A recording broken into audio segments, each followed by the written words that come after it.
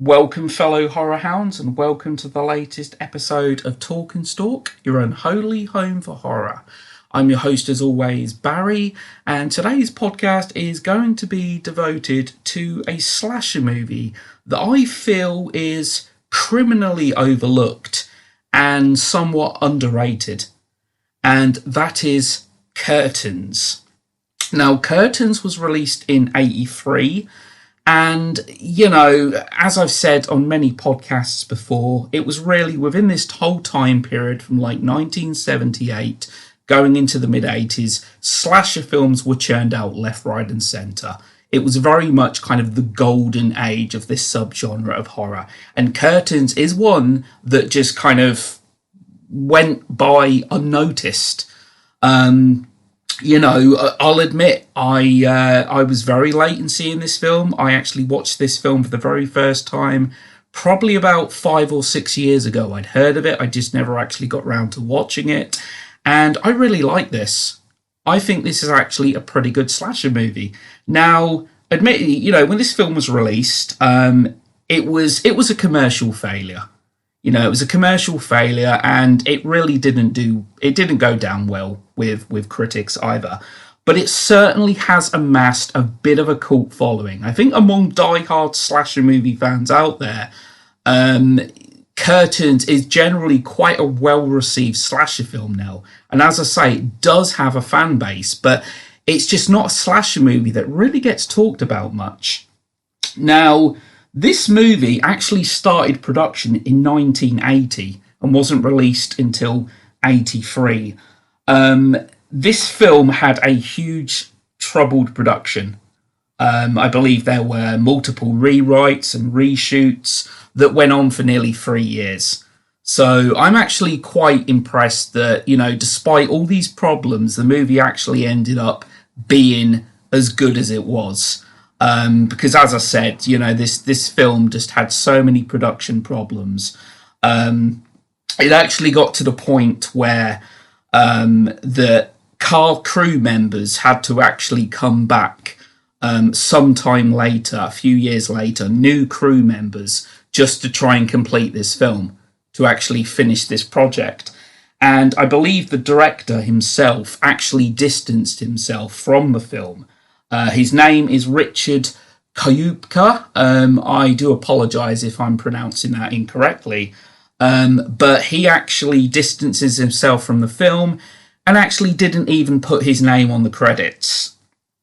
In fact, the director in the movie, played by the ever great John Vernon, the director's name, Jonathan Stryker, in the film, it was actually his name, the fictional director's name, actually listed as the director on the credits, simply because I think Kuypka was so kind of, disappointed, embarrassed with this project that he didn't want to attach his name to it.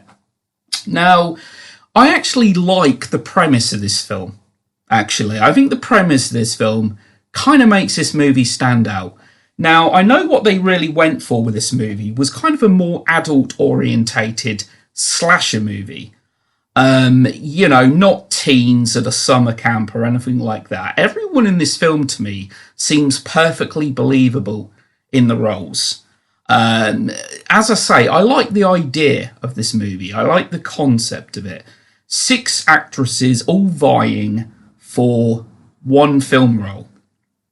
And they're invited to Jonathan Stryker's retreat to basically compete, if you will, for this role. And Jonathan Stryker, as I say, John Vernon, great actor, absolutely love him in Killer Clowns from Outer Space as Officer Mooney in '88, which was a few years after this. And of course, National Lampoon's Animal House and Dirty Harry, a very established actor. He plays the director, and he's a bit of a sleazeball. He plays it very cool. He's cool. He's a bit of a slick kind of character.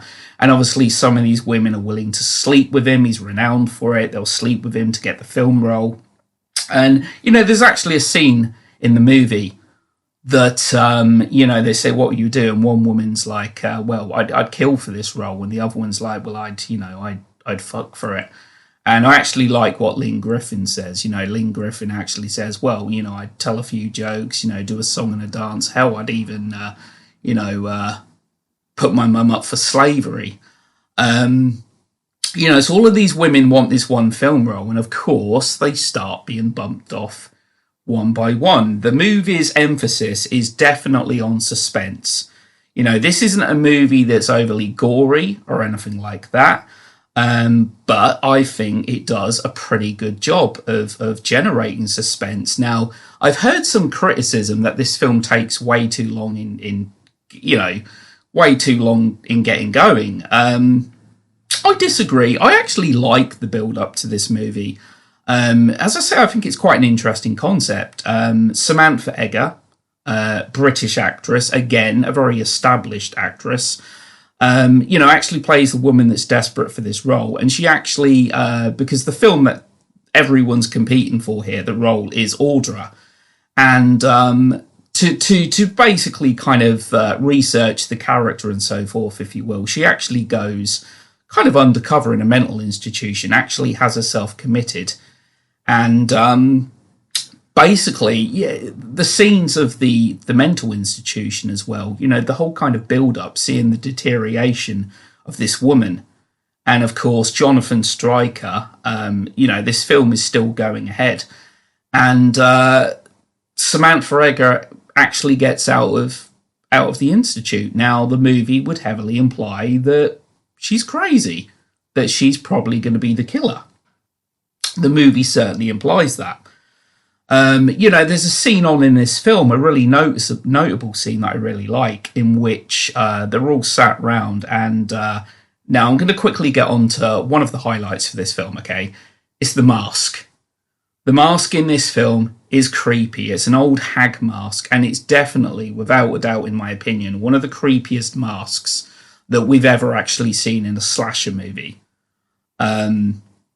And there's a scene where Samantha Eggar's character, Jonathan Stryker, forces her to wear this mask, and she has to try and act with this hideously. I mean, if you can actually get excited, physically excited by someone wearing this hag mask, then I would say there's probably something wrong with you. But she's having to. It's a really kind of notable scene where she's wearing this hag mask, and he's trying to get her to put on this performance. Now, I think one of the standouts, Samantha Eggar's great in this. As I said, she's institutionalized. She comes out, and she obviously hates the fact that all of these women are now potentially up for this role. This role was originally going to go to her, but of course she ended up really going crazy, if you will. And there's a notable scene in this movie. It's one scene that most fans talk about. It's certainly memorable, and that's the ice rink scene. One of these girls, I believe she's actually the youngest of the group, who actually, again, these characters are believable. She ends up sleeping with Jonathan Stryker, and then you can see there's kind of some guilt and that whole kind of feeling of she knows she's been used, etc., and that she's sunk to the lower depths, and she goes ice skating, and of course the killer shows up, and it's done in slow-mo as well. It's pretty intense, and the killer's actually skating across the frozen lake to her, and of course she ends up getting killed. But it's a great memorable death scene. In fact, it's really kind of the build up to the death itself, of this hag mask wearing killer slowly, as I said, it's done in slow-mo, skating towards this intended victim. Something else notable with this film as well is this movie actually has, I think, one of the creepiest dolls ever seen in a horror movie. Now, I really don't understand the significance of the doll. I really don't. The doll actually appears in like 3 scenes in the movie, and actually famously appears on the poster to this film. But there's a creepy doll that's introduced quite early on into the film, and Yeah, why anyone would actually have this doll in their bedroom right next to their bed, I have absolutely no idea. But this doll's really creepy looking. But yes, the first victim in the movie actually has this doll in her bedroom. And there's actually a really creepy moment, actually. It's very kind of atmospheric, where she's driving on the way to Stryker's house. You know, it's late at night, it's chucking it down, and the doll's right in the middle of the road. It's a very kind of creepy scene. And obviously, she goes towards it slowly. There's that kind of build up to it, and the doll's arms reach for her. But of course, you know, it's a dream sequence. It's a nightmare. You know, there's a scene before that as well, which I felt was like a little bit of padding, completely and utterly unnecessary to the film. And it's where somebody's actually trying to break into this woman's apartment, and you know, she's assaulted, presumably going to be sexually assaulted on the bed, and it turns out to be her boyfriend. I think you can really see that coming. The scene does go on for a little while. I just didn't really feel like that scene was really necessary to the movie. It didn't really kind of push the film forward in any kind of way. But I'm just going to say about like Lynn Griffin as well. Lynn Griffin, to me, is one of the standout characters in this movie. You've got Jonathan Stryker, great, Samantha Eggar, and like I said, I can't fault the cast in this movie, in all honesty.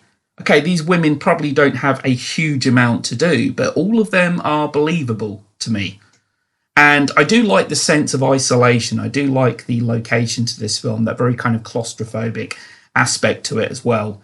And Lynn Griffin, of course, was in the original Black Christmas, one of the greatest slasher movies ever made, in my opinion.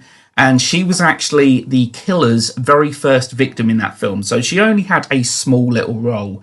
But she's a character that stands out in this film.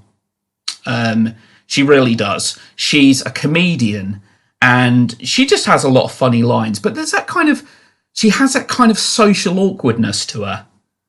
You know, the laughter is a defense mechanism, and she kind of knows that she's not the prettiest girl there. You know, she knows that she's kind of like out of her league, if you will, but she's not willing to do some of the things that the other girls are willing to do in order to get this role. And I think Lynn Griffin's great in this film.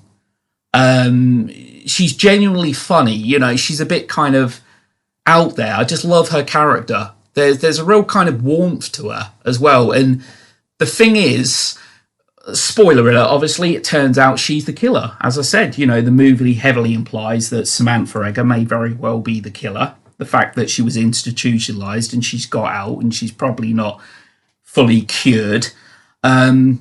You know, because there's a scene early on in the film where we see each of these actresses' photographs being burnt. You know, they're each being put into the fire. You know, very symbolic that she's willing to, you know, eliminate the competition here, if you will, if need be. But obviously, the reveal at the end of the movie is that Lynn Griffin's character, her name is actually escaping me at the moment, is in fact the killer. And yeah, it's the thing is with that as well, with the ending. Now she's actually doing her comedy act, but she's actually doing it from the confines of a mental institution at the end of the movie. And from what I understand, there was actually going to be a different ending to it, in which she'd actually I believe she'd got all of the corpses kind of lined up, all sat around, should I say, like an audience. And she was basically delivering a monologue on a theatre stage, you know, surrounded by the victims and so forth. That was the original intended ending, but it was actually discarded because they actually felt, I believe it was too improbable. They couldn't really accept the fact that they were somehow dragged all together and put on a stage somewhere. You know, where is this stage? I mean, you know, it just seems highly improbable. But I kind of like the ending to this film. I like, you know, she's doing the whole... Now, when I first watched this, I kind of thought to myself, was her comedy act at the beginning was actually in an institute, and we were just kind of seeing the audience in her mind, what she was seeing. But then I'm like, well, she would have had to have escaped from the institute to go to this thing, and I'm sure people would know that she'd been institutionalized in that. So I think, as I say, this film was really intended to be kind of an adult slasher, and it is quite different for that respect. Is that, a lot of slasher films released within this time were clearly kind of teens, or, at the end of the day, we all know in these kind of movies, they're very often teens, but, the actors are very often a lot older than the characters they're actually playing. And, there's a cosmetic little thing that I like in this film as well. Just a little touch. It doesn't really kind of add to the film, I suppose. But there's, for example, with the start, we get like a, like the theatre curtain that actually rolls back before the, to expose the cinema screen. There's actually, I think there's at least 2 or 3 moments in the movie where we actually see that. So the transition from one scene to another is done kind of via that that cinema screen curtain actually detracting, and it's just kind of a nice little touch. And as I said, this film had a lot of production problems. A lot of the people, when the movie, I think they actually listed the film in 2 acts. Like the first time they actually started filming, etc., was essentially Act 1. Then after all the production problems, etc., and they actually went back to making the movie, was basically listed as Act 2 with new crew members and, just people that had to be kind of rehired. I think the film was shelved for a whole year. Due to various rewrites and that, and there's aside from Jonathan Stryker, there's a male character that's killed in the movie, and I believe originally in the script he was to have more lines, and we don't actually see his death. But again, I believe in the original version we were actually going to see him killed, and I do believe it was via a snowmobile. But yeah, like I say, that was actually taken from the film. So yeah, it's a film that, towards the end of the film, there is no final girl actually in this movie as well. I think that's one kind of notable aspect. The final girl very much become a staple of the slasher genre. The majority of slasher films out there have a final girl. This movie doesn't have one. There is actually a long kind of hide and chase scene towards the end, which again is very much kind of a staple of these films. It's a very kind of, I like the setting actually in this long cat and mouse scene. I really do like the setting for it. It's surrounded by props, and you really kind of get that sense of, this is, there's mannequins about, and there's all kinds of different props and that. And of course, she ends up getting killed in that. The movie, like I said, this is a slasher film that is more relying on suspense, certainly. And I think that The Mask really kind of adds to, obviously, to the creepiness of this killer, to the creepiness of this film in general. And, I think Curtains is a pretty solid slasher movie.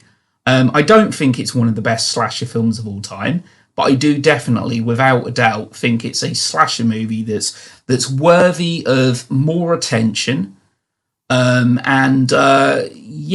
I said, I first watched this like 5 or 6 years ago. It does have a little bit of a cult following out there. I think it very much became kind of a staple of late night television as well. This is a film that got showed quite a lot on TV. And there was also something that I did find out about quite recently, the ice skating sequence, which again, for a lot of people, is probably the highlight of the movie. Basically, the actress, she had very little prior training, and she had to have a lot of help with choreography. But she actually tripped on the uneven ice and actually injured herself. So there was actually a stand-in double that was actually being used for the long shot. But she actually went through the trouble of learning ice skating for this scene, but unfortunately due to an injury. Now, I believe only about 45 minutes of the film had actually been shot when production problems and so forth really started happening. And I think the kind of hide and chase scene that I was talking about, near the end of the movie, was actually filmed over a year after the first half of the production.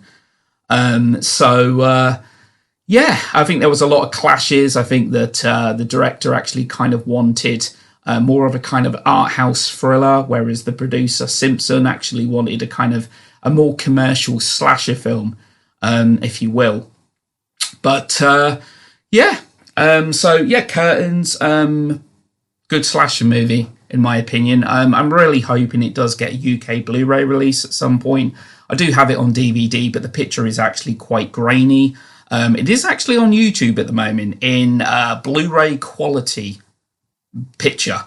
So I would highly recommend to watch it on there. But I'm just hoping. I think it's inevitable. I think at some point Curtains will hit the UK on Blu-ray. It's just really a case of when.